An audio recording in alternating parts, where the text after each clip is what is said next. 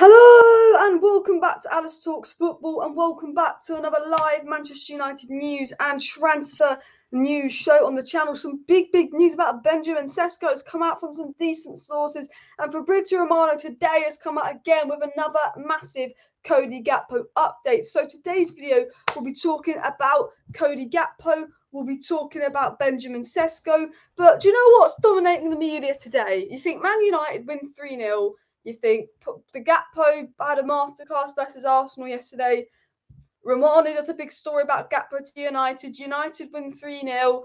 United play really well. There's all these statistics coming up on how Ten Hag's changed Man United massively already. There's this and that coming out all the time. Ten Hag did this, Ten Hag did that. La-di-la-di-la. So you think all this thing, guess what the media is talking about today?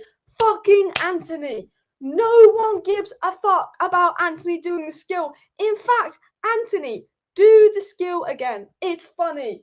I said this today. The same people that are saying, how dare he drop Ronaldo? How dare he bench Ronaldo? How dare he bench Ronaldo for refusing to come on and leaving the stadium early? But they're saying that Antony should be benched for doing a bloody skill. I think it's the British media's insane. Ten Hag's even come out and gone, yeah, like I like skills, but only when necessary. But Ten Hag's taken shots at the media. Erik Ten Hag is saying the English media say a lot for a country that hasn't won anything in so many years, and Ten Hag's right, because Antony is the new Paul Pogba. They will find anything to pick on Antony. He's foreign, he's flary, he's got a bit of swagger, the piercings, the tattoo, the dyed hair, and he came at a big price tag. Antony is their new Paul Pogba, okay? The Antony skill was funny because he did pass it right out of play, and I'm thinking, for fuck's sake. I am sitting there thinking, for fuck's sake. But Antony, let me adjust the camera a little bit. Antony is the new bloody Paul Pogba at United. The media will not get off his back, and I just think, why is it that big of a deal? We won the game 3-0. It's not like we lost the game. We won the game 3-0. We had a brilliant game. Ronaldo scored, Rashford scored, Dalot scored. We could talk about the brilliant crosses Bruno made, create 3 big chances. Eriksen making 6 key passes, the most he's made since 2017 in the game. We could talk about Luke Shaw. We could talk about Diego Dalot. We could talk about Casemiro. We could talk about Martinez. They want to talk about the Antony skill move that took 10 seconds from the freaking game. It's madness. It's madness. It's the new bloody Paul Pogba, Antony, and I do feel really sorry for him as well. But I want to get into the news and all that. I want to get into the big Gakpo stories. I want to get into the big Seskom stories.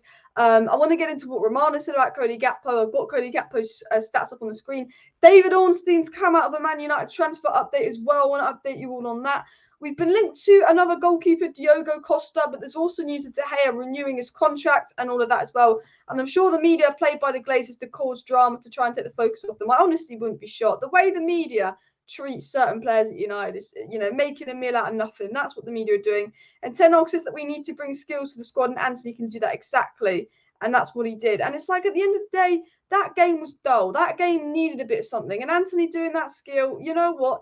It just put a bit more energy into the game as well. Ronaldo deserves respect, but what I'm saying is, you can't complain that he's benched Ronaldo for walking off and refusing to play, and then you're saying that he should be benching Antony for doing a fucking skill. Because I love Ronaldo, but what Ronaldo did is way worse than what Antony did. But these Man United pundits and their agendas, I love Paul Scholes and I love a lot of these United players, but their punditry skills and agenda is ridiculous. I will sit here and I slate McTominay and I slate Maguire a lot, and I will sit here and go, they had a fucking good game when they have a good game. I won't treat them any differently to any other players. If Maguire did the same thing Ronaldo did off the pitch, I'd be, I said with Ronaldo, I know he's Cristiano Ronaldo, but if another player at United had done what Ronaldo had done, I'd have been fuming. So I have to be mad at Ronaldo. But there's a lot of people in the media with this agendas. And I said that Antony, dyed hair, into that kind of, I don't know what it is. What's like the bling? I don't know, like the bling bling kind of look, piercings, tattoos, whatever you call it, kind of that kind of vibe. Not British, 100 million, they fucking hate it. If you're like kind of flashy, you like the social media, they fucking hate it. And the British media need to wake up and realise that not everyone wants to live in this boring, bloody Brexit world. Antony's hair is amazing. I mean, Antony's hair is interesting, isn't it? And Glazers Out movement has died. Well, we will talk about Glazers Out. There's a big news story coming out about how Manchester United have changed their recruitment strategy. Big news story about big changes to the recruitment strategy at Manchester United that I do want to get into because it's actually really interesting as well. Ten Hag's pushing for some big changes at United, but what I do want to get up, and I do want to get up, is Cody Gakpo's stats. So obviously we're going to talk about Cody Gakpo. Fabrizio Romano has confirmed Cody Gakpo will have a big move this January and that United are one of the 3 clubs. So obviously Gakpo in the Eredivisie ranks first for penalties for goals, which is first. He ranks 7th for non-penalty expected goals. He ranks 7th for non-penalty something, I don't know what that one is, but he ranks first for the most shots. He's had the most shots on target. He has the most assists. He's got the 2nd most expected assists. He's made the most key passes. He's made the 2nd most crossing. He's made the most shot creating actions and most progressive passes. But basically, we're going to get into the Cody Gakpo news. There's basically already 13 goals and 11 assists. I think it's 13 assists now, actually. I think he's on 13 assists now and 19 games for the PSV. We're going to talk about Cody Gakpo. We're going to analyse him as well. Before I get into the Gakpo thing, I saw this and I wanted to get it up. I want to talk about yesterday's game quickly. I want to talk about yesterday's game, and then I want to talk about Sesko and Gakpo, because Sesko and Gakpo could be 2 big January moves for Ten Hag, with Ronaldo looking more and more like to go in January. There's a big news story about Ronaldo leaving in January again, and that meaning we'll bring in players. I do want to talk about the transfer news, but I want to take the attention away from Antony. And what I really want to talk about and what I really take from the games is the improvement in certain players. So this was obviously a thing, you might have seen it on Twitter. In 32 appearances last season, Rashford got 5 goals and 2 assists. Already this season, more goals, more assists in a third of the appearances. Can we talk about the improvement in players under Erik Ten Hag? McTominay's improved. Rashford's improved. Diego Dalot is probably the biggest improvement by a mile. Luke Shaw's improved. Even De Gea's adding things to his games that 6 months ago we never thought we'd see. What I'm really liking about Ten Hag is mass improvements. Lindelof's looking solid as well. Bruno, last 4 games has been brilliant. The last 4 games, Bruno was a bit iffy at the start of the season, but last few games, Bruno's really seemed to get under control, not making as many rash, silly passes, being a bit more sensible on the ball. But look, Rashford's already got more goals this season than last season. He's not even playing as a left winger that much, which I think is his best position. I mean, and if you think about it, Rashford should have about 10 goals this season with the amount of chances he's missed. But I look at Erik Ten Hag and I go, Erik Ten Hag is massively improving the players at Manchester United. Man United have not lost a single game since the Man City game. Since Brentford, we lost to Real Sociedad by a jammy handball, so I don't even count the Real Sociedad game as a loss, and we lost to Man City. Since Brentford, in my mind, we've technically lost 1 game, which was Man City, which is a reasonable team to lose to, and we drew to Chelsea and we drew to Newcastle. And when we drew to Newcastle, we should have beat them. But if I actually look at all the games post-Brentford, and I look at, we beat Sheriff 3-0. If I think 2 months ago, we would have won 1-0 against Sheriff. We now won 3-0. I look at Rashford's improving. I look at Dalot improving. I look at Luke Shaw improving. I look at Bruno Eriksson. I look at Lisandro Martinez and Casemiro being consistent. And I sit here and I say, we are building something good. As a United fan, I feel really good about Ten Hag. I feel like even if we finish 5th this season, just the way we're playing, the progress is visible. Like, I thought this is the progress we'd see right at the end of the season. This was what we would see the last 2 months of the season. We're actually progressing a bit quicker than I thought, because the style of football we played in the past is so different to what Ten Hag wants to play. He's slowly adapting, but we're seeing improvements in the players. We're seeing mad improvements in Manchester United. And I sit here and I'm so happy about Ten Hag. I'm so happy we got Ten Hag. And you have to be patient.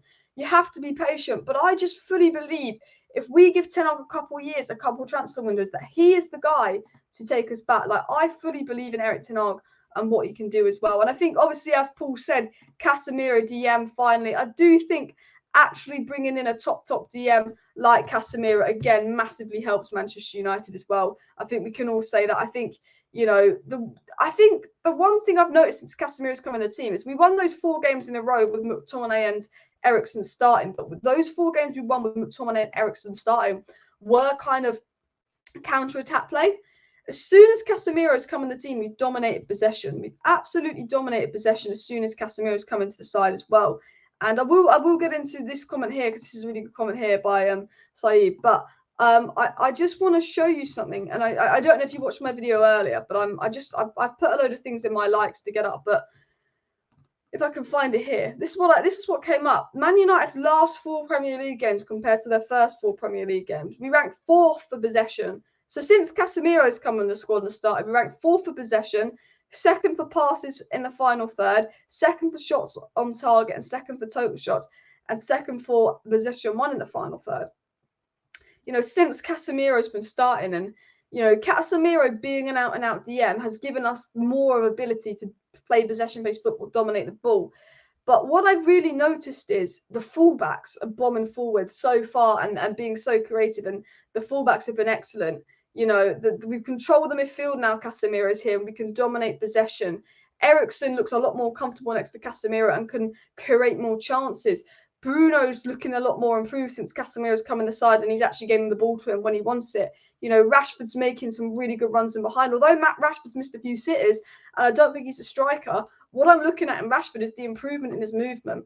Rashford's already got more goals and assists than last season, but the one key thing I really take from Marcus Rashford is he's getting into the right areas. He's improved in his movement. He's taken, you know, his decision-making's improved. Like, Rashford's all-round game has massively improved from last season, and it's just the energy he brings. He looks like he's got that confidence back, you know, and that's what I love. The only thing that I'm concerned about right now is Jadon Sancho.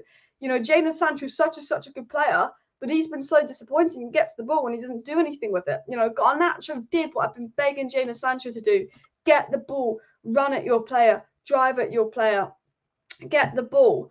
And I really want Sancho to do that. But Dalot, absolutely been incredible this season. One of the best right-backs in the league. Luke Shaw, whether you like Luke Shaw or not, since Malacia kicked Luke Shaw out of the team and since Luke Shaw's come back, he's been unbelievable. 2 assists in his last 2 games. You're seeing the fullbacks bomb forward, be a massive threat going forward. The fullbacks have been fantastic for Manchester United lately. You're seeing Man United have 75% possessions in games. Like, I obviously got it up in my video the other day, like how much more possession Man United had lately in games compared to the past. Man United now dominating possessions in games. We went to Stamford Bridge last weekend. Ten Hag went to Stamford Bridge and dominated possession. When does a team ever come to Stamford Bridge, dominate possession, and Chelsea have to make a sub within 35 minutes? Only the City title-winning teams do that.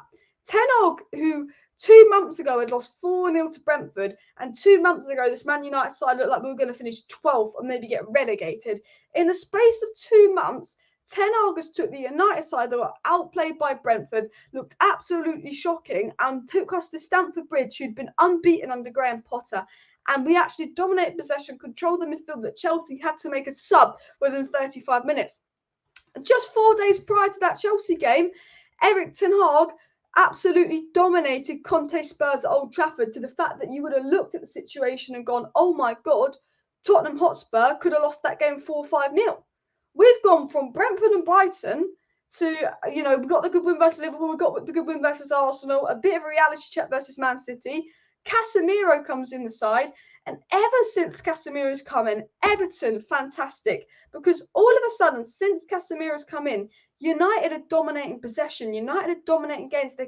The thing is, we're creating chances, but we're not finishing chances. And I look at United, and this is what I'm going to get into. I'm going to get into Sesko and Gakpo and the story now. But I look at United and I go, we're playing good football. We're playing good football. We're just not scoring enough goals, because United, you know, in the last few games had created enough chances to score about 20 goals and only come out the last 4 games with about 6 goals when they could have had 20, because they need that attacking profile, because they need that striker in. And I sit here and I said, if you got Ten Hag, Antony, Cody Gakpo, Frenkie de Jong, a backup right back, and whatever keeper he wants in 2023, we'll be cooking up. That is my honest opinion. And I'm going to get into the Gakpo news now. I'm going to get into the transfer stories. But by the way I'm watching Manchester United, with the way I feel about Manchester United as well, that was the meme I tweeted earlier, well, the flirting versus harassment thing. But the way I feel about Man United now, get Erik Ten fucking Hag a striker, or at least if it's not a striker, someone like Gakpo, because I will think he will cook. And now I want to get into the transfer news, people, because we are 11 minutes in and I've not touched upon the transfer news as well. But basically, there's a lot of stories, and Fabrizio Romano has done a big update on Cody Gakpo to Manchester United. But I do want to get into the David Ornstien story first of all, and then we will get into the Fabrizio Romano story. So, if you've been following my channel, you know I've spoken about this before. David Ornstien, we all know he's a top journalist. He said taking Ronaldo off the wage bill would probably allow Manchester United to afford a transfer fee and wages of a replacement. So David Ornstien came out and said, look, if Ronaldo leaves Manchester United, the January replacement is very likely. Ornstien also said, if Man United buy someone in January, it will be someone they're probably looking at in the summer and they'll fast track them to January. We know Cody Gakpo is someone we want. David Ornstien said if Ronaldo goes, we will probably buy someone. The Athletic, who David Ornstien worked with, said that United would be willing to let Ronaldo go in January, and the chance of Ronaldo leaving in January is high. So we've got reliable sources saying, to start with, the chances of Ronaldo leaving in January is very high, and United might even let him go on a free if a club can't find him, just let him go, mutually terminate his contract. That came from the Athletic. David Ornstien, who works for the same establishment, said if Ronaldo goes, which we've been told is likely, we will be able to get a replacement in. And David Ornstien said that replacement will already be a target and someone fast-tracked from the summer. So then you go to what Fabrizio Romano said. Gakpo to United in January is a real possibility. This, to me, I know we like Antony, I know we like Benjamin Seskom, I know a good source has said that United are considering making a January move for Benjamin Seskom, which I'll get into in 5 minutes. But this, for me, gives me a real indication of we could go out there and get Cody Gakpo. The problem is, because Cody Gakpo is playing so well, his price is going to go up, and the interest in him is going to go up. In the summer, Manchester United has such a strong chance of getting Cody Gakpo. Such a strong chance. And the Glazers thought, now we'll wait till next summer. But Cody Gakpo has been playing so well. PSV have told Gakpo we can go in January. He's been playing well. Why buy Gakpo? Because we need another attacker in, especially with Jadon Sancho being iffy. And the reason I say why Gakpo is because Ten Hag wants him and Gakpo wants to move. Gakpo's publicly confirmed he wants to move to United, and Ten Hag confirmed wants Cody Gakpo. So if the manager wants to move and the player wants to move and PSV are willing to sell Gakpo, the only thing stopping Gakpo to United is if United are willing to spend the money or not. And with United selling Ronaldo and having money to spend, it's logical sense that Gakpo is the move that could happen. But the problem is, with Gakpo's play, how well Gakpo's been playing, your Real Madrid's are showing an interest in Cody Gakpo. Your Man City's are showing an interest in Cody Gakpo. And they're teams that are ambitious. They're teams that will, they can say we're in the Champions League. We've got this pool. Come to us. And they're teams that are willing to spend money in January. We know Manchester United do not like to spend money in January. And my big problem with United is we let a lot of people go in January because we're not willing to spend money. But it's being said if Ronaldo leaves, that won't be the case. United will be interested in spending money, which is going to take me to what Fabrizio Romano has had to say about the whole case. And Gakpo and PSV won't wait till summer yet. But this is the reason. Gakpo is going in January. That is the thing as well. I do want to get into the live chat because there's been some really good live chats in here in a second. But as Paul says, guys, please do keep smashing the like button. And, of course, subscribe down below if you're new people. Would be really appreciated. I hope the Wi-Fi quality isn't too bad. Just update me on the quality. But smash a like, do subscribe if you're new. And also, I've got a question for everybody in the live chat. I want everyone to comment down below who they believe the most improved player at Manchester United is. Who do you believe is Manchester United's most improved player so far this season?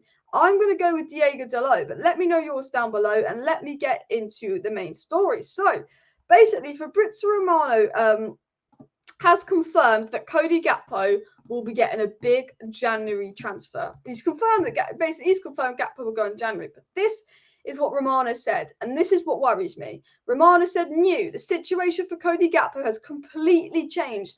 Top clubs in England and Europe are sending their scouts to follow him, and Man United is still keeping an eye. Will United end up missing out on him now that top clubs are in for him? At first, it was a race between United, Southampton and Leeds. And all of a sudden, in the space of a couple of months, Real Madrid are now scouting him. Man City is scouting him. Arsenal is scouting him. Top clubs are scouting him and trying to make a move for Cody Gakpo. United obviously have a good relationship with Cody Gakpo. United are also scouting Cody Gakpo. But United need to hurry up and make their move for Cody Gakpo. If United know Ronaldo's leaving in January, and if Ten Hag wants Gakpo, and Ten Hag still wants Gakpo, United should be doing things now before the World Cup, because his price could go up during the World Cup. See if they can get some kind of pre-agreement. See if they can get something done.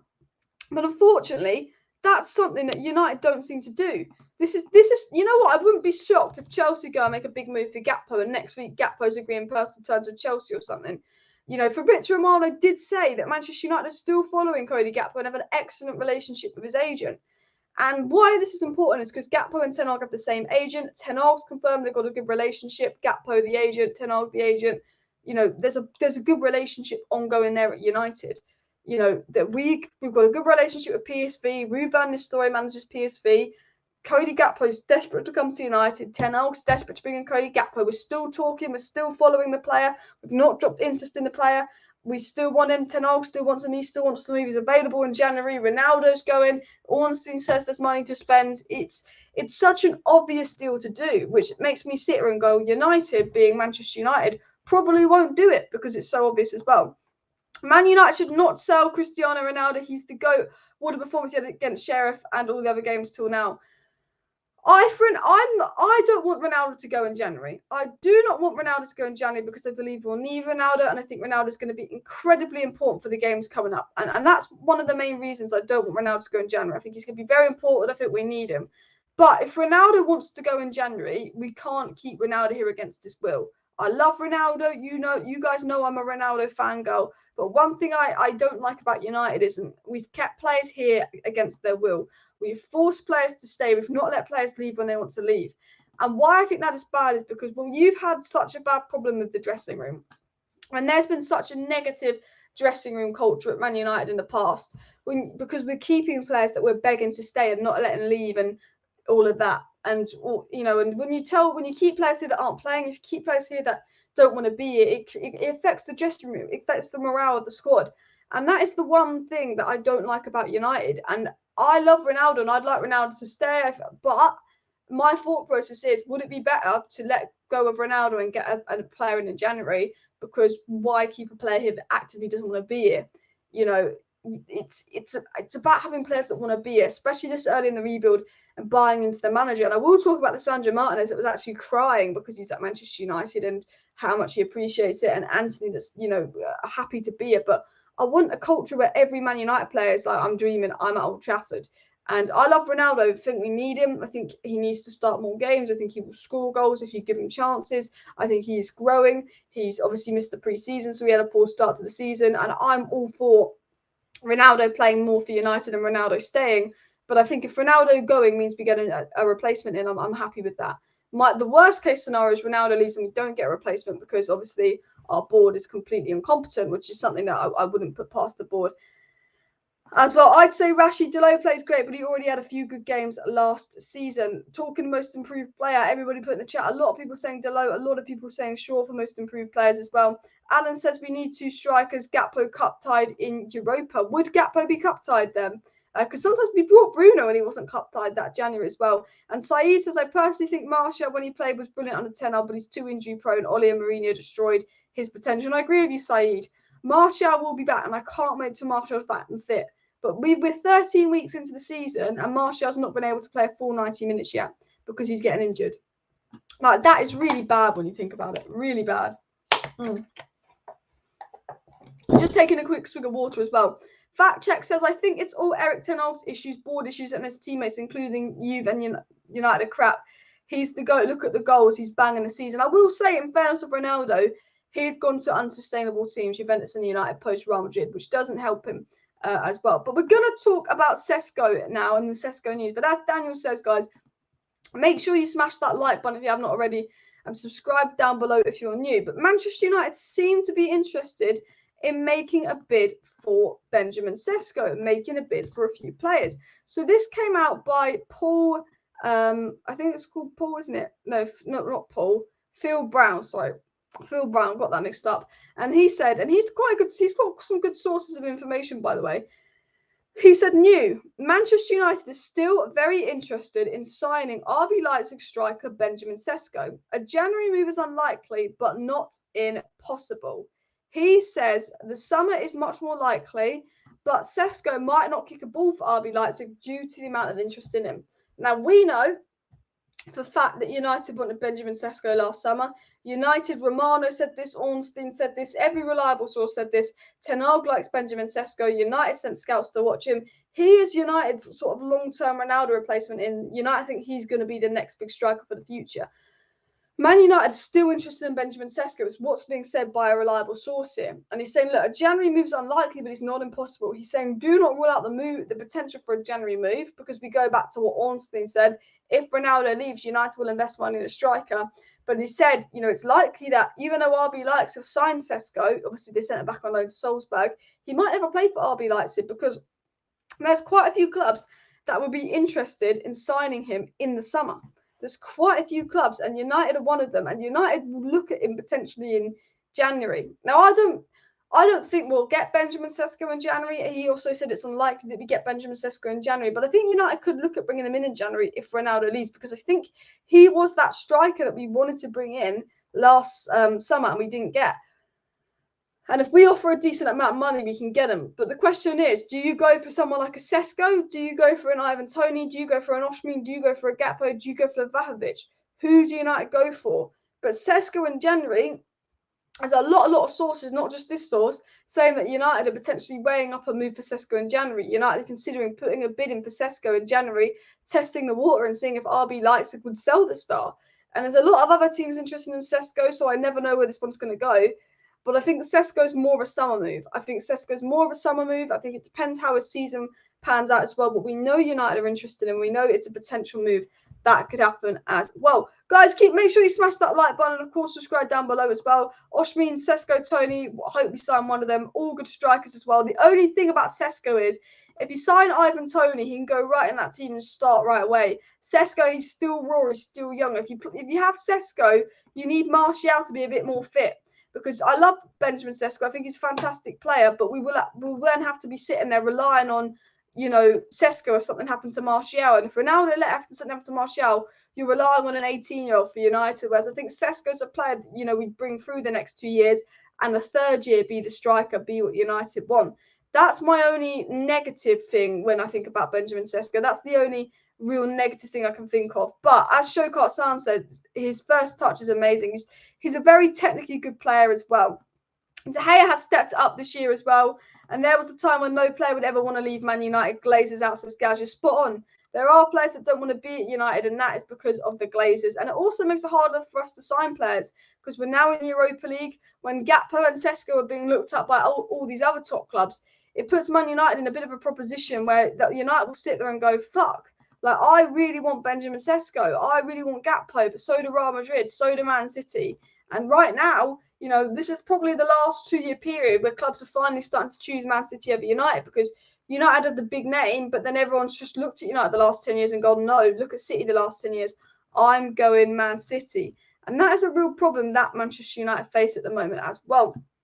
Guys, I also want to talk about one more transfer story regarding someone that we could likely bring in January before I get into some news on Lisandro Martinez, Ten Hag, and some Manchester United player stats. But a possible January signing is Bayer Leverkusen defender Jeremy Frimpong, and United are hoping to make the move in January. Now, it seemed that United actually put a right back as a January priority as well, and this is purely based on the fact that Dalot has started 23 games in a row, people. 23 games in a row Dalot has started for United. He's not being rested. Ten Hag does not rate Wan-Bissaka. Ten Hag wants Wan-Bissaka sold in January. And Man United realised that, something happens to Dalot, we're right backless. Maybe Malacia plays at right back. He doesn't want to play Dalot there. He's not much depth in defence. Ten Hag's very much relying on Dalot staying fit. And it's been said by some good sources that a January move for Bayer Leverkusen defender Jeremy Frimpong is something that Ten Hag wants to happen, something that United might do because he's a player that we were looking for in the summer that we might short track to January because, one, it gives Dalot competition, but two, it means that we can actually rotate. And I think with the games coming thick and fast, especially post-World Cup, Dalot's going to have to play 2, sometimes 3 times a week almost in a 7-day period. United need to be very, very careful with resting and rotating players. And the only outfield player that started every single game this season is Diego Dalot. He's not got a single rest for United this season. So I think a right back is someone that United needs to definitely bring in. But I still think, as much as Dalot has been good, and I think Dalot does need a rest, I still think a striker and right back in January is what Manchester United need to do. And it's reportedly what Manchester United hope to do. Now, I think we will spend in January. I actually sit here and I actually go, I think we could spend in January, but just not like a large amount, if that makes sense. I could generally see United bringing in a right back in January and making a move for someone like Frimpong in January. I could really see and generally see United making a big January move here as well. But I want to get into some stories as well. I want to get into, I'm sure you saw this the other day, but I do want to cover this. I think this is an interesting story here. We're talking about the board and Man United missing out on players in January, but Ralf Rangnick obviously met with Christian Falk, and he said that he tried to sign Morata, who we don't really want, Vlahovic, Nkunku, Gardeval, Diaz, and Haaland, but United refused to make any winter transfers. And Ralf Rangnick came out and said that it was last January he suggested a load of players for United to sign, and United were like, just refused. They just generally refused to spend in January. They're saying, it doesn't matter who it is, we're not signing anyone in January. And 2 weeks ago, that was United's mindset.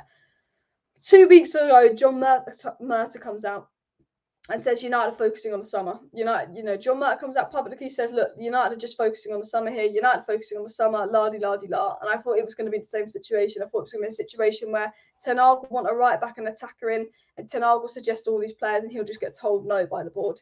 Ten Hag will just get told no by the board. They won't spend in January. They want to spend the summer. But I think with Ronaldo going, I think the chances of spending in January is possible, as David Ornstien says. And it's a shame that Rangnick suggested some good players. I don't think we would have landed all these players. But, if you look here, the key players Rangnick suggested, for me, Nkunku massively improves us. Vlahovic, we'd be crying out for. Diaz massively improves us. Erling Haaland would have been brilliant, but we all knew that wasn't going to happen. But he also suggested Julian Alvarez as well. He also suggested Julian Alvarez, but the board sat there and just looked Ralf Rangnick in the face and were like, no. They were like, no, you're not signing anyone. You're not bringing anyone in. And that is why United are in trouble, because Casado, we might go and give Brighton 50 million for him in a few years. And Julian Alvarez could be worth 100 million in a few years. And sometimes I think United, if you just capitalised on the January market and spent a bit of money, we'd be in a much better position. And now with the Ronaldo leaving thing, we might be forced into playing in January, but spending money in January. But the board don't want to spend money in January. The owners don't want to spend money in January as well. Now I want to talk about something really interesting Diego Dalot has come out and said as well, people. I'm not sure if you went and saw the Diego Dalot quote here, but Dalot's come out publicly, and we know basically there was a big story that came out, I think by the Manchester Evening News, saying that Dalot is like Ronaldo's biggest fan. He's like the head of the Ronaldo fan club at United. And Dalot said, because obviously there's a speculation that the teammates were unhappy with Ronaldo leaving early and all of that.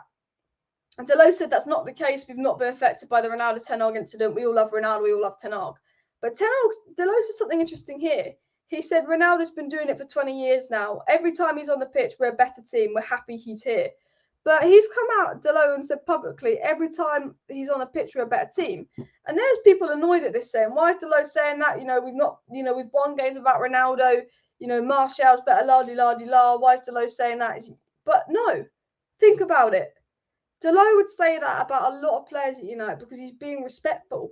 He's saying, well, when Ronaldo's on the pitch, we're a better team. Of course we're a better team. You've got one of the best players in the world on the pitch. We're a better team when Martial's on the pitch. We're a better team when this player's playing and this player's playing. And Dalot coming out publicly and saying, we're a better team when Ronaldo's on the pitch. I don't think there's anything wrong with that. He's given his opinion. I don't think Dalot still performed well when Ronaldo was benched. Dalot's not the type of player to pick Ronaldo over Ten Hag. Dalot's a top professional, which is like why Ten Hag likes him. But Dalot's obviously saying that everyone at United's happy that Ronaldo's here. Everyone likes Ronaldo. He's good for us. He makes us better. And I think that I'm happy Dalot said that, because I think there's been a lot of media hate and targeting on Ronaldo, saying he makes United worse. No one likes him at United. And Dalot said, no, everyone at United's happy he's here. And there was an incident between Ronaldo and Ten Hag. We all know there's an incident between Ronaldo and Ten Hag, but that's been cleared up. And I think people are still trying to make a meal out of this whole Ronaldo Ten Hag situation. And I don't really know why as well. Keep smashing the like button. And of course, subscribe down below, people, if you're new as well. And a better team because United have no other striker. Man United massively need a striker as well. I'm not sure who's responsible for bringing Ten Hag in, but it was the best decision United have made in 10 years. It's infamous. I agree. I am so happy we brought Erik Ten Hag in. I think he is exactly what this club needs, because he also brought discipline to United. Ten Hag brought discipline, and I think this team, more than any other United team, needed discipline after the shit that went down under Ralf Rangnick. And Ten Hag actually revealed the reason why Garnacho didn't play much in the early weeks. So it was basically said that Ten Hag basically said that Garnacho didn't impress him in the first few weeks, but recently he stepped up his game in training, and that's why he started Garnacho. We know in pre-season, Garnacho didn't play because he was late for a team meeting twice. We know that apparently Garnacho did some things that Ten Hag wasn't happy about early in the season, and that's why we never saw Garnacho featuring in the earlier games. So a player like Garnacho realised Ten Hag didn't put up with this behaviour, He had to up his game in training, and he got his reward for it, and he got to start on the pitch and live his dream. Now, obviously, Ten Hag was asked what Garnacho did wrong in the early weeks of the season, and Ten Hag said, look, it's kids. You know, I wouldn't say not wrong, just kids, young players. He said, with players like Garnacho, with young players, they have to learn, they have to grow, they have to raise their personality, and they have to know what the laws and demands are in football. You know, Ten Hag wasn't happy with Garnacho in the first few weeks, but Ten Hag understands Garnacho is an 18-year-old player. He needs to learn the demands. He needs to learn football. He needs to learn a bit of responsibility. I love Garnacho. He's a great player. He's a fantastic talent. He's a kid. He's still a kid. He goes out and gets Stranger Things tattooed on him. You know, when you're a kid, you want to do something. You want to do this. You want to do that. You want to do all these crazy things. Not that affects his footballing responsibility. But what I'm saying is, you know, Garnacho will do things that Ten Hag will think, oh, he's just a silly kid in training, being late, just a silly kid. You know, that's what I'm kind of referring to. You know, Garnacho's going to make mistakes. He's young. He's going to maybe be late for training here and there, and Ten Hag's disciplined him. And that's why we didn't see Garnacho early in the season, because Ten Hag wasn't happy with his commitment in training. And, you know, that's not anything to be worried about. He's a kid. You know, he's a kid. Yeah, he was late for a team meeting. Yeah, he did this early on, but he's a kid. He's 18, and Ten Hag's not going to punish him for that long term. Ten Hag's made it known what he wants, expects from Garnacho. All of a sudden, last few weeks, Garnacho's really stepped up in training, really impressed Ten Hag, and Ten Hag goes, you know what, Garnacho, you can start. And why I like that is because it sends such a big message to the United squad of, if you are professional, if you work hard in training, you impress me in training, you will get your chance. And I love that from Erik Ten Hag. He's brought discipline in. No, Garnacho, you're not going to play. No, Ronaldo, you're not going to play. You know, Ronaldo's been disciplined. Garnacho's been disciplined. Players have been dropped when they've not been good enough. Luke Shaw got his discipline and has come back 10 times better.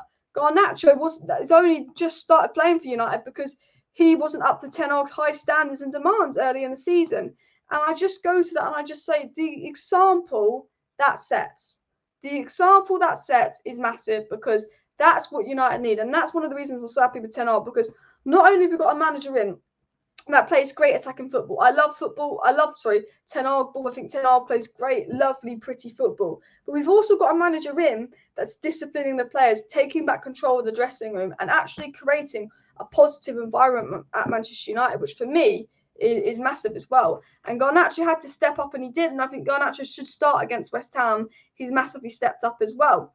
And I love the way Ten Hag says A after every sentence. He does. And well, we will talk a little bit about Gakpo and stuff as well, a little bit more. And Alice, who was the first person who recommended Ten Hag? You, Alice, was the first person to recommend Ten Hag. There's a video of me 3 years ago when we just got Ollie and saying, "Oh, I would have got that Ajax manager coming into United." I've been a big Ten Hag fangirl for a while. There's a lot of videos out there of Alice bigging up Erik Ten Hag, saying United should be going and getting this Erik Ten Hag lad. He's mint. You know, what can I say? But anyway, carrying on with the video, people. Let me just take a swig of water. So smash the like button while I drink quickly. Erik Ten Hag has brought some much needed discipline to Manchester United. The Man United players needed the discipline. Man United players needed some strict rules. United players needed to be dropped. They needed to be punished. And Ten Hag did this. And Ten Hag actually spoke about Garnacho as well. Ten Hag obviously spoke about how he disciplined Garnacho, how he's a kid, how we'll make mistakes. But then Ten Hag praised Garnacho. He said Garnacho is a really good tempo dribbler. He can outplay opponents with tempo dribbling, and that's what you need against a tight, compact playing opponents. And what Garnacho did, and going back to the game yesterday, is something I've been begging for Jadon Sancho to do. I'm worried about Sancho. We see flashes of brilliance from Jadon Sancho, and I will say this. I think Jadon Sancho is better on the right-hand side, where he doesn't have to think about it. When Sancho's on the right, he can just use his intelligence, put that across him. When he's on the left, he's got to use that blistering pace to beat his man and cut him. I'd like to see Sancho on the right, and I'd like to see Rashford on the left as well. But what Garnacho did is what I've been asking Sancho to do for a while. Take on your man, tempo, dribble it in, do some dribbles, get the ball in the box. Sancho gets the ball, does a few ball rollovers, and passes it back. The phrase, Sancho looks like he doesn't want to crease his crepes, is true at the moment. Whereas Garnacho gets the ball and he's just direct. He's just let me take them on. And that's the one thing I'm worried about Sancho at the moment. I hope he watches Garnacho and goes, I'm going to get my confidence back and take on players. Because the Sancho in the Bundesliga was taking those players, linking up well. And now Ten Hag wants to play a system with very attacking fullbacks, and Dalot and Luke Shaw improving. For me, get Sancho back on that right-hand side, rest Antony, get him linking up well with Dalot, which he did so well in pre-season. I think that duo linked up so well in pre-season. And actually be telling Sancho to take on this man. And maybe we'll be getting the best out of Sancho as well. Sancho's out of position for Antony. We didn't need Antony. I like Antony, and he was a player Ten Hag wants, and I always say you get the player the manager wants. But I always say this about Antony to United. I've never felt personally myself that Antony was a necessity for United. I've never thought sitting there that, oh, United must get Antony. He's a necessity. We have to get Antony. I've never thought that he was something that we 100% needed. But obviously, Ten Hag wanted him and you back your manager. But I did think we needed to strike more. But I do think that Sancho on the right-hand side is a little bit more impactful because I don't think he has the pace to deal with on the left-hand side. I think he overthinks more on the left-hand side.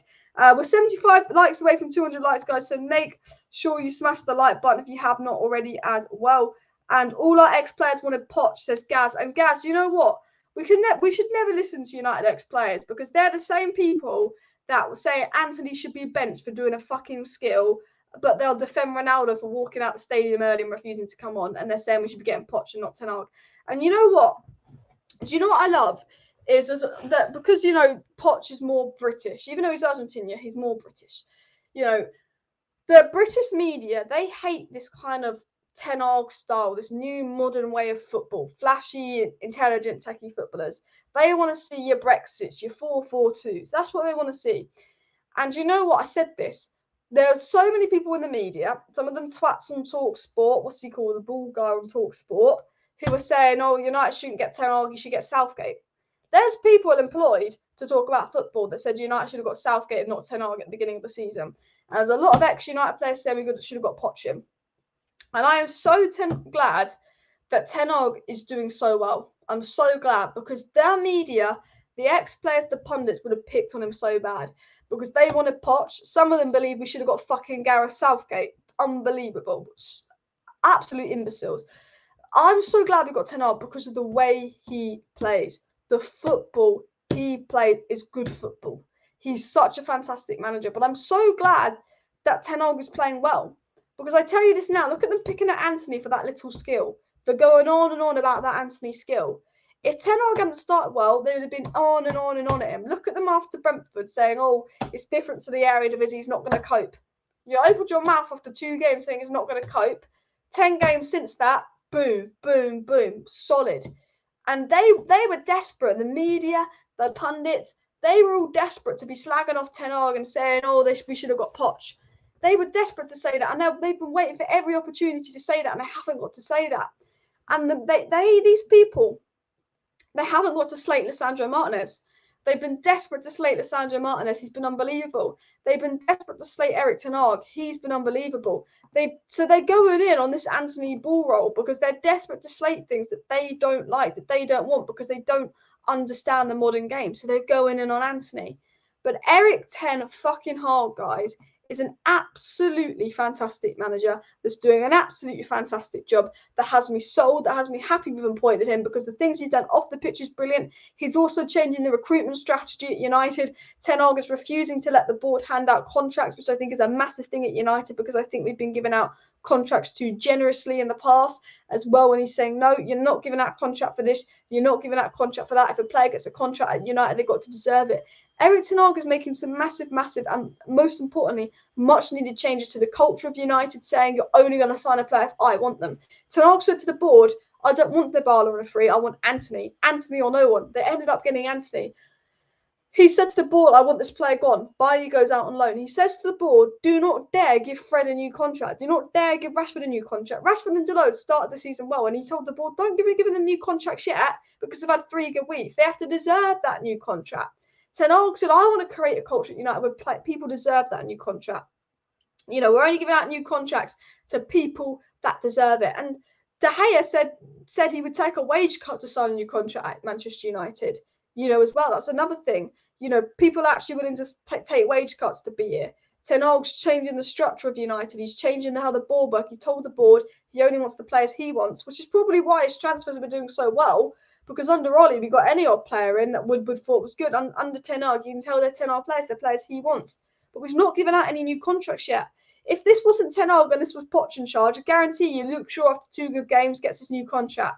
Rashford gets his new contract. Dalot gets his new contract already. Although I think right now we should be looking at extending their contracts. I like how Ten Hag said no.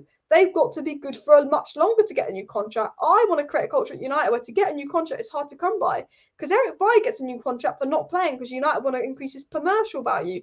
Phil Jones gets a new contract for not playing. Now we can't sell them. Ten Hag said, this is a big problem at United because we're giving out contracts left, right and centre. Ten Hag said, no, you're not giving out contracts without my permission. You're not signing players without my permission. And you're not selling players without my permission, Ten Hag said to the board.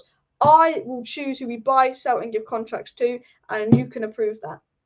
And Ten Hag going out and doing that has been very beneficial to Manchester United.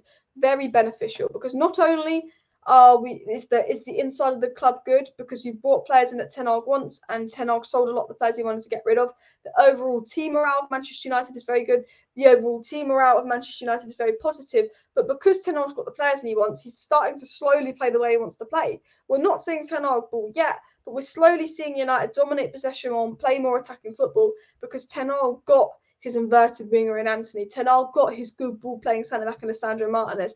Ten Hag got the full-back competition in Malacia that's up Luke Shaw and up Dalot. Ten Hag got Eriksen, who's really, really key. And Ten Hag got a DM in Casemiro. But imagine if Ten Hag gets his striker, Ivan Toney, that he wants. Imagine if Ten Hag gets his winger, Cody Gakpo, that he wants. If Ten Hag gets his midfielder, De Jong, that he wants. And if he gets that goalkeeper that he wants. I sit here and I go, I expect Man United to throw Ten Hag under the bus in the summer. I'll be honest with you guys. I 100% expect Man United to go and throw Ten Hag under the bus in the summer and say, oh, we spent loads of money last summer and we probably buy someone in January because Ronaldo leaves and maybe sign 2 players out of the 5 that Ten Hag wants in the summer because that's something United would do. Under Ollie, he had that one good window. Well, I say good window. It wasn't a good window. Dan, James, Bruno and... No, we've got Dan James, Wan-Bissaka and Maguire. Now, it's a good price window for money spent, but it wasn't a good window. But Ollie got 150 million spent on fucking Dan James, Maguire and Wan-Bissaka. Fucking shocking. But that was a good window for Ollie in terms of money spent. The next summer, he got Cavani on a free, Telles before deadline day, Pelestri and Ahmed on deadline day. They never used a Donny van de Beek that he never used. You know, the next summer, Ollie got shafted. Then the summer after, Ollie had a good summer. I do worry because United have done this a lot. They give Mourinho a good summer, and then the next summer was Lee Grant, Dalot, and Fred. They gave Ollie, I wouldn't say a good summer, but they spent a lot of money on Ollie. The next summer, he got shafted. I'm worried with Ten Hag because Ten Hag had a good summer in terms of money spent, got 5 players in, that United next 2023 might go, all right, he wants a striker, he wants a midfielder, he wants a right back, he wants a goalkeeper, and he wants another centre back because of Varane's injury record, and he wants a winger. I wouldn't be shocked if United get a striker, United get a midfielder, and United get a right back. 3 players. But Ten Hag also wants that goalkeeper, also wants that winger, and also wants that extra profile in defence. I wouldn't be shocked if United get Cody Gakpo in January, neglect buying a striker and make him do another year on injured Martial, get a midfielder and a right back in summer. Because my biggest fear for United is Ten Hag's making all these changes. Ten Hag's got high demands. Ten Hag's adamant that we need to recruit this and we need to recruit that. But my fear with United is, will they throw him under the bus in the summer? Because, you know, John Murtough came out publicly and said just a couple of weeks ago, oh, the money we spent last summer, we won't be spending that kind of money again. That was a one-off. John Murtough came out a month ago, maybe 3 weeks ago, maybe less, saying, you know, the money we spent last summer was a one-off. We are planning for next summer, though. We're not looking at January. Yeah, that's what United want to do. And that's one thing I'm worried about is, are they going to shaft Ten Hag? Because I just look at Ten Hag, I look at the way we're playing, I look at the improvement. I think Ten Hag is doing an absolutely fantastic job. But I sit here in fear because I know Manchester United, I know this board, that this manager is 4 or 5 signings away from something great. I feel it. I really do. And maybe I'm getting ahead of myself. Maybe I'm getting deluded. I think get him that striker, get him that midfielder, get him that right back, get him that goalie, and bringing him another centre back for depth, or maybe another winger for depth. And I look at Ten Hag and I go, I believe this guy can get United back to where they need to be. But I don't believe the board are going to do the job quick enough. I think that maybe, you know, I don't expect him to win a title in 2 years, but I just think my biggest problem is the board. You know, they gave him Ronaldo, who didn't want to be at 37, that couldn't play every week. And a Martial that was crap last season, had an injury record as well. Now, Martial's been very good when he played, but the United board didn't know he was going to be good. The United board also knew Ronaldo wanted to go, and they left Ten Hag for those to be his only strikers this season. You know, I look at the United board and I go, they don't care about Ten Hag, and that is something I'm worried about as well. Guys, make sure you smash that like button if you have not already. On 137 likes as well. Alex said he wanted Brendan Rodgers. I bet you're glad we got Ten Hag now as well. We're talking about people in the media who said that Gareth Southgate would be better for the Manchester United job than Ten Hag. Can you believe that? Can you believe that as well? But let's scroll down to the bottom of the live chat. I've seen some good chats as well. Donny and Luka Modric swap deal. That'd be an interesting one. But there are rumours of Donny going. I thought Donny. What did you think of Donny's 10-minute cameo versus Sheriff? But I thought Donny was really, really good. And one of the reasons I think Donny was really good is what he brought. Man United really struggled to break down low blocks and move the ball quickly. And one thing you get with Donny van der Beek is a player that really moves the ball quickly. Really, really moves the ball quickly. Neymar's just posted that keep it up, Antony. I love your skills, because Antony's getting a lot of negative attention in the media. I completely forgot what I was talking about now. I was just completely distracted that Neymar had come out and posted up for Antony getting criticism in the media.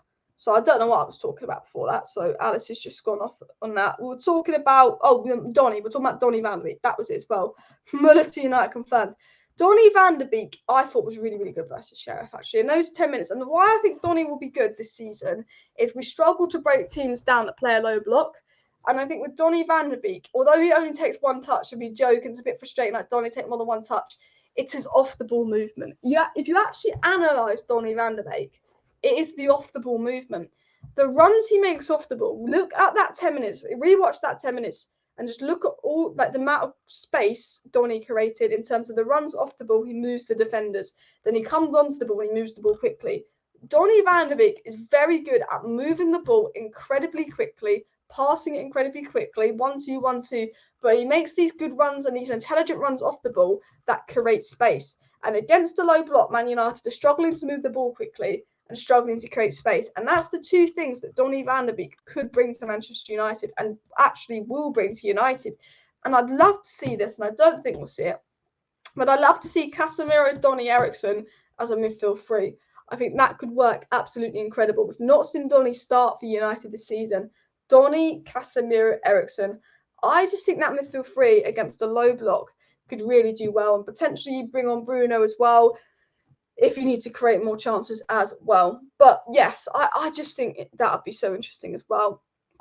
Donny is a pass and move player, which I think is something we need against the low block as well. Rafael Leao would be awesome in the Premier League as well. He would be. Talk about Frenkie de Jong. You know what? I am going to talk about Frenkie de Jong, actually. And I am going to talk about a little bit of transfer news regarding Frenkie de Jong. And the reason I'll talk about this, let me go back to my profile here, is I saw this. I tweeted this here. So I said De Jong saga, January incoming. They were trying to sell. Barcelona basically want to go out and buy a load of players. I think Barca wanted to buy a right back. I think Barca are actually looking at Dalot, if I can find it. Barca, how did Barca see? Is it spelled like this? Barcelona right back. I'll see if I can find the story here.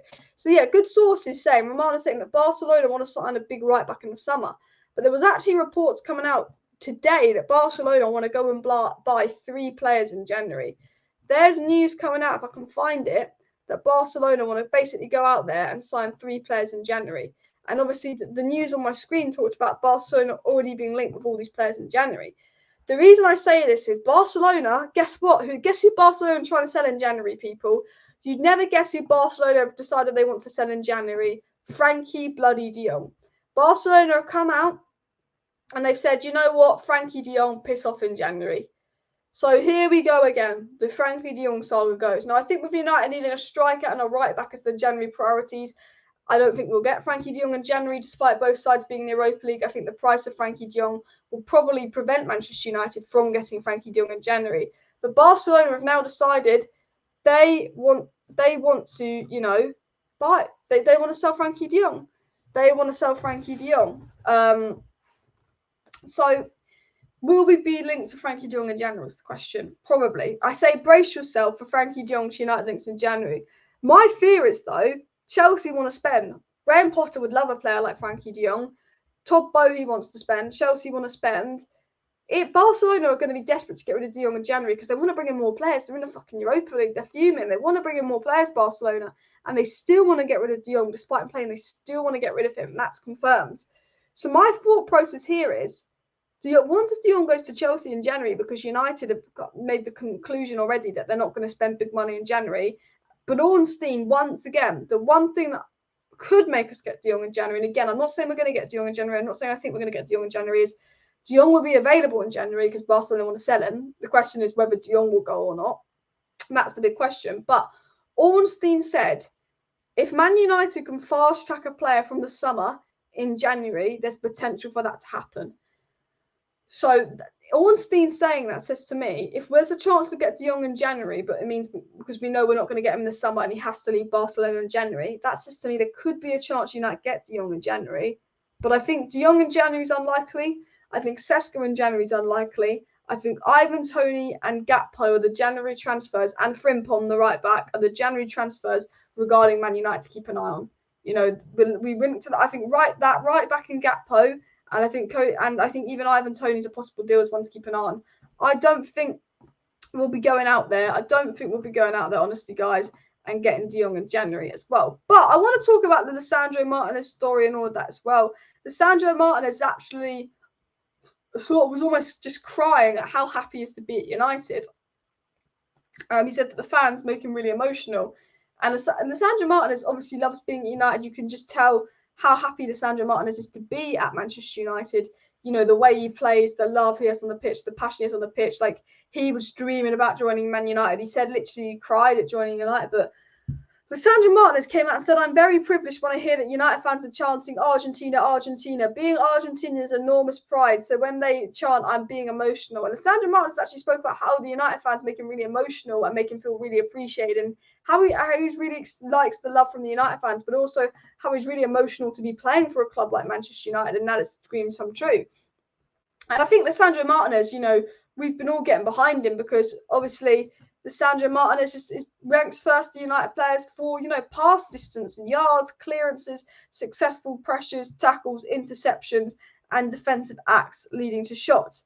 Lisandro Martinez this season, as you could argue, has been the best centre-back in the Premier League up there with Saliba, and he's getting a lot of love from United fans. He's getting emotional because of that love, but Lisandro Martinez has been absolutely fantastic for Manchester United. And the good thing about Lisandro Martinez is he's not just fantastic, he's consistent. They'll never get Dalot. Barca want Dalot, but I don't think they'll get him. Barcelona really want Diego Dalot. And the only thing with the Dalot contract situation is, I do sit there and I do go, Barcelona do really want Diego Dalot. Dalot said that Dalot's informed Ten Hag that he's not interested in Barcelona and he wants to stay and be part of Ten Hag's project. So Ten Hag's relatively calm that even though Barcelona are going in for Dalot, and Dalot could agree to join Barcelona on a prefix contract or whatever it's called, la-di-la-di-la, Ten Hag seems quite sort of calm that won't happen because Dalot's informed Ten Hag that he's interested. But if Dalot gets a good offer come January from Barcelona, he could just go and move to Barcelona in the summer on a free, which is something United need to be careful with, I think, in terms of giving out contract extensions and stuff. But Barcelona are looking at Dalot, but I believe he will stay as well. Remember, Ten Hag said that he speaks to De Jong a lot. The thing is as well, going back to the De Jong situation, Erik Ten Hag speaks to Frenkie de Jong a lot. Erik Ten Hag is still in contact with Frenkie de Jong, and if Frenkie de Jong is forced to leave in January, Ten Hag will be contacting De Jong, and we will go through that whole De Jong saga again, which is something I really can't be asked to go through. But here was Cody Gakpo's stats, which I wanted to get out right at the start of the live stream. This is the player that United could be getting in January. 20 games, 13 goals, 13 assists. I mean, that is crazy. I know he's not a striker, but we need someone that can create and score, and he was brilliant versus Arsenal. I don't know if you guys watched Arsenal PSV, but he was fantastic for PSV last night against Arsenal. I didn't even watch the whole game, but he got an assist. It was absolutely fantastic. I think Cody Gakpo is a player Ten Hag wants. Ten Hag wanted him before he blew up this season. Ten Hag believes he can do it in his system. I sit here and I will say I would fucking love it if Manchester United went out and got Cody Gakpo in January. It's such an easy move to do, and I think it's exactly what we need as well. Guys, keep smashing the like button as well. I guess De Jong will also say to which club he will go to. Smash the like button as well. So in today's video, we're talking about De Jong potentially leaving in January. Sesko to United, a potential January bid with some news. Fabrizio Romano did confirm that Cody Gakpo will be moving in January to a big club. Fabrizio Romano, and I haven't actually got this up really. Fabrizio Romano said that it's basically very likely that Cody Gakpo moves to a big club in January, and basically confirmed strong chances of Cody Gakpo getting a move in January. However, will it be to United? My fear, as we're going back to what we said earlier in the live stream, is Cody Gakpo going to go to United in January, or are other clubs going to get him as well? We love to see Martinez twat Mason Mount. What I love about Lisandro Martinez is, he's absolutely twatted with Mason Mount, hasn't he? I honestly, I loved how Lisandro Martinez did not give a single fuck about Mason Mount or Salah. He's got that kind of killer in him. Is that the word to describe it? I just like the no nonsense from Lisandro Martinez. Absolute no nonsense. Got the dog in him. That's the phrase. He's got a bit the dog in him, Lisandro Martinez. He was just like, nah. He was just like, whatever, Lisandro. Doesn't give a fuck about Mason Mount. Didn't give a fuck about Salah. He's just a stuck-in monster. And I'll be honest, I love that about Lisandro Martinez. I love Lisandro Martinez's personality. I've loved Lisandro Martinez's attitude. I love just the fact that Lisandro Martinez is just gives it all. He's a warrior on the pitch. He's a fighter on the pitch. Lisandro Martinez, when he plays for United, you can see that he gives everything. And my favourite thing about Lisandro Martinez is I didn't know he speaks fluent English. And not that that's the be-all and end-all, but Lisandro Martinez, guys, is the most vocal player in the Man United dressing room, apparently. Apparently, Lisandro Martinez is so vocal in the Manchester United dressing room. When we lost 4-0 to Brentford, Lisandro Martinez has only been here a month, screamed at his teammates. When we were 4-0 down at half-time to Man City, Lisandro Martinez went off on one of his teammates so loud that everyone could hear him. The day after we lost to Man City, it was Lisandro Martinez and Bruno Fernandes that was shouting at everyone and telling everyone off. Lisandro Martinez has not even been here long, and he is actually the most impactful and one of the most vocal people in the Manchester United dressing room, Lisandro Martinez, and he's not even been at Man United that long. He's English, he speaks fluent English, he's incredibly vocal. Everyone talks about how Lisandro Martinez is a leader, but he also makes you stay on your toes. The thing I like about Lisandro Martinez, and Timber said this, is Lisandro Martinez will keep you on your toes, because if Lisandro Martinez sees you slacking on the pitch, he will make it known. Lisandro Martinez would shout at Julian Timber, "What the fuck you doing, bitch? Do better." And Julian Timber said playing with Lisandro Martinez kept him on his toes, because he couldn't make a mistake, because Lisandro Martinez would just shout at him. Lisandro Martinez would be like, "What are you doing?" Whenever a Man United player is slacking and training on the pitch, Lisandro Martinez is reportedly the one coming out saying, "What are you doing? Do better. This is awful." Like, Lisandro Martinez is reportedly going in on Man United teammates. Like, he's a no-nonsense kind of guy. What are you doing? That's not good enough. That's unacceptable. And he's keeping his teammates on his toes, Lisandro.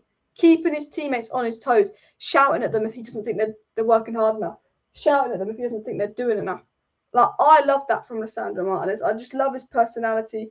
I just love his attitude. I just love everything he's kind of bringing to Manchester United, the whole fight. Fucking cold, I don't know where, just cold breeze came in my room. Scared the shit out of me for a second. But Martinez is reading into the game is second to none. I mean, I'm just talking about Lisandro Martinez off the pitch here. I'm just talking about how Lisandro Martinez is reportedly very vocal in the dressing room, shouting at players, very influential of the players, got this no-nonsense monster mentality, work hard mentality. But on the pitch, he's so intellect, his reading of the game is absolutely fantastic. I mean, his ball-playing ability is surreal. I mean, he's almost got assists in the last few games. You know, his ability on the ball, his ball-playing ability is absolutely fantastic as well. Absolutely fantastic. And he shut Souness right up. And the best thing about Lisandro Martinez is he is a player right now that they could not wait to criticise. He is a player that the whole media, every time he had a bad game, were ready to write a report on him. But he shut the media up. Them Carragher's, them Souness's, they don't know what to say about Lisandro Martinez because he's been so freaking good as well. Neil says Martinez is not the size of the dog, it's the fight. It's the size of the fight in the dog, and that's light, chap. He's a fighter, he's a spirit. It's not about size. You know, there's Cannavaro, there's loads of good small centre-backs. And these old school pundits, again, the same people that think Antony doing a skill is the worst thing in the world, these are the same bloody pundits that would praise fucking Brexit, old British players that are crap, but slate people for doing a skill, slate people for the height. And you know what? Lisandro Martinez got so much stick. He got so much stick, Lisandro Martinez, when he joined United. Before he'd even kicked a ball for Man United, they're going in on Lisandro Martinez saying it's not good enough. He'd not even kicked a ball for Man United, and they were saying, nah, Lisandro Martinez is not good enough. Lisandro Martinez is crap. He hadn't even kicked a fucking ball for us. I literally sat and I was like, this is mad. And they were saying he's bad. Then after Brentford, they writ him off. They said he can't do it in the Prem. After Brentford, his second ever game, we had to play alongside Maguire, who was just as shit. And apparently Maguire's God's gift to society, according to these pundits. They would have written Lisandro Martinez off. But he's come out, he's played so well, and he's just absolutely shut them up. And it's what I absolutely love to see. Lisandro Martinez shutting up the hater as well. And, you know, I think he's brilliant. I think he's absolutely brilliant. And honestly, the Brexit mentality and the pundits, you know what? I don't get why these British pundits hate these Brazilian players with a bit of flair, because they're fun. Brazil are going to school us at the World Cup. It's going to be embarrassing for them. During Timber shows flashes of brilliance in attack, but defensively looked average versus Liverpool. During Timber's not been anywhere near as good since Martinez has left. And Ajax have conceded more goals already this season than the whole of last season, just showing how influential Lisandro Martinez has been at Ajax, considering they've already conceded more goals this season than the whole of last season. Like Lisandro Martinez was absolutely key to, you know, that defence at Ajax, and they're really struggling without him as well. I've got a few things I want to get into as well. Robbie Savage has come out and said, as one of the great sporting institutions, Manchester United's DNA is based on skill, verve and entertainment, but Antony's spinning and showboating against Sheriff went too far. I don't even know why he's making a fucking statement about Antony showboating. It's all over Twitter. Everyone complaining about Antony showboating. All over Twitter. I'm fucking bored of it. But I do want to get into one last story. I do want to get into Ten Hag, obviously, you know, sticking up for Antony as well. Garnacho set to be getting a new contract at Manchester United as well. Obviously, we spoke about Ralph Rangnick exposing Manchester United again, which is big up Ralph Rangnick for that as well. And obviously, I don't know if you guys watched my 5 things we learned from the game yesterday, but I was talking about how Casemiro has been very consistent. I said that, you know, Sheriff didn't have a single shot against us as well. Rashford's got more goals already this season. Bruno's been really, really good. I spoke about a lot of things in my 5 things we learned yesterday, and I did speak about Donny van de Beek. That's good. But we've obviously, I want to get into what's coming up for United in regards to, if you've just joined, Gakpo, according to Romano, will have a big transfer in January. It's very likely. And Man United are weighing up a move for Sesko. And there are reports that De Jong's United could be back on in January. That's the transfer news. But I want to actually get into what United have got left. So if we go to Manchester United now, we've not got long until the World Cup, people. We've got, where we are. So we've got West Ham Sunday, about to say tomorrow. We've got Real Sociedad Thursday. We've got Villa again on the Sunday. But then we've got Man United Villa on the Thursday. And then we've got Fulham November 13th. And that is us to the 27th. It was the 26th. We've been moved to the 27th, which is annoying. 8 p.m. on the 27th. We have to wait the longest amount of time. That's so annoying. I've got to wait to 8 p.m. on the 27th. Fuck off. But what I'm saying is, we've not got many games for the World Cup. Not many at all. But I think we can win all of these games. I think we can win all these games. And if you look at the Premier League table, we're in 6th right now. But we have a game in hand over Newcastle. We have a game in hand over Tottenham. If we win our game in hand, we're joint on points with Tottenham. So we'll be joint 4th. And Chelsea, if they won the game in hand, will be in 3rd. But Man United, if they win that game in hand, that's not bad. If we didn't lose to Brentford and Brighton first 2 games of the season, we'd be on 26 points with Man City. That's a massive if. But you've got to think, we lost the first 2 games of the season. We're only 6 points behind Man City. We're only 1 point off top 4 after the start we had to the season. You know, United are in a very good place. United made very good progress. And I think there's lots to be positive around in United. Daniel said he's very nervous as a West Ham fan. I'm nervous as a United fan because West Ham always give us a tough game. So it'll be interesting to see where it goes. But we do normally seem to get results versus West Ham as well. And does Martinez speak a Leicester City English? Soon he'll be blamed by someone that, due to that, there's no understanding. The thing is, apparently there was a report that Maguire struggles to communicate with Lisandro Martinez. But apparently Lisandro Martinez speaks English and fluent English. Although apparently Varane and Martinez communicate in Spanish because they're both better in Spanish than English. But it was an interesting story. People were making excuses to Maguire, saying it's not Maguire's fault he's been poor next to Lisandro Martinez because Lisandro Martinez doesn't speak English. It's like, do you know what annoys me? It's the amount of excuses the media will make for Maguire. If Maguire's crap, they say it's not his fault, Lisandro Martinez and him don't communicate well. But if someone else is crap for United, it's like the end of the world. Like, the way the media just are so... It pisses me off. It pisses me off, the treatment of the non-English players by the media. They have their favourites, and they treat all the others differently as well. But look, guys, I'm going to wrap up today's live stream because I've been live for a bit longer than normal. I've been live for 10 minutes longer than normal. But I will say, if you are not subscribed to the channel, go and freaking subscribe, people. Why are you not subscribed? Make sure you subscribe. Please do share the video as well, people. Please do smash that like button. Let's get the video out there. Let's get the video shared. There'll be a morning video tomorrow, and then there will be a big live stream tomorrow evening. We're doing a West Ham live stream tomorrow evening preview, and then Sunday will be a watch along. So Man United West Ham preview tomorrow night about 7 p.m. Video out about 11 a.m. tomorrow. So lots of content coming out. So make sure you subscribe. Smash the like button on the way out. Big up everybody in the chat for the long live stream. I will see you next time, and bye.